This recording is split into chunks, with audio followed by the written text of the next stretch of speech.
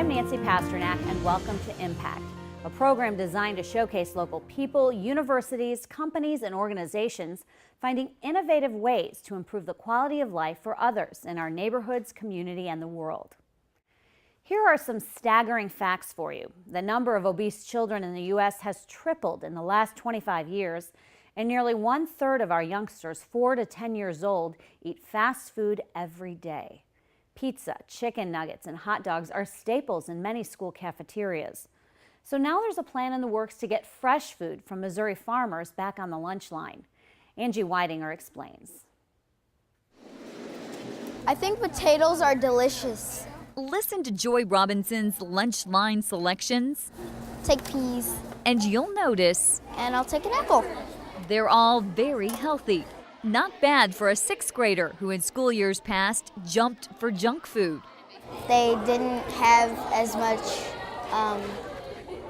health in them. So why did she change her ways? I think these are a lot better. Healthy foods have become a lot more appetizing in the Maplewood-Richmond Heights School District. They have like big skin and I like that. Thanks in part to an administrator's recent cafeteria observation.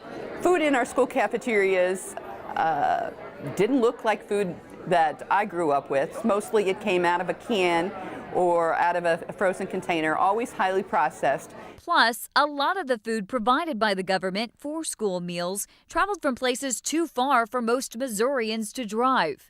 Pennsylvania, New York, it's coming from too far away. Especially when farms with plenty of produce are a short trip from the school.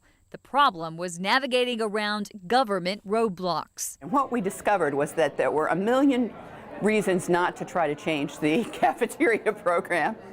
You had all kinds of health regulations that prevented you from bringing in fresh produce that was locally grown. But even those within the government knew this fresh food could help solve a growing problem in this part of the country. We've seen these spikes in juvenile diabetes and other early childhood health issues that, if we get back to some basics here, and again, it's common sense.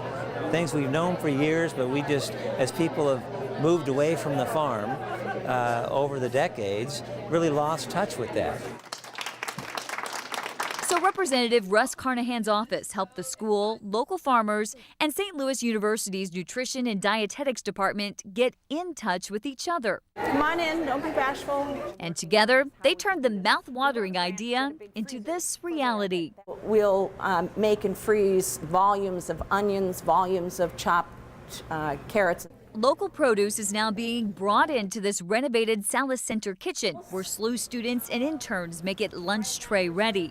They experimented with different flavors. 5 of this summer's interns were from Maplewood-Richmond Heights High School, and not only helped out with the recipes, but also served as official taste testers. And so now we can be the people to tell other students at the school, like, this is good because I had it, I made it. So don't say you don't like it because it looked nasty or it got a funny name to it. Once the recipes have intern approval, the produce is processed, frozen, and distributed to Maplewood-Richmond Heights schools for reheating.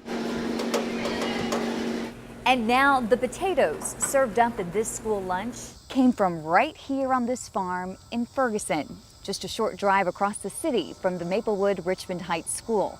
It's a positive impact on the environment. The food travels a lot less. It's fresher and all. More money stays in the local economy when it's spent, with local farmers. This initiative to replace 20% of Maplewood-Richmond Heights school lunches with locally grown produce is funded by a $248,000 grant from the Missouri Foundation for Health. While some of the local produce costs a little more, that's offset by other products which are cheaper. The hope is good planning can make this program self-sufficient by 2011, and other schools can copy it.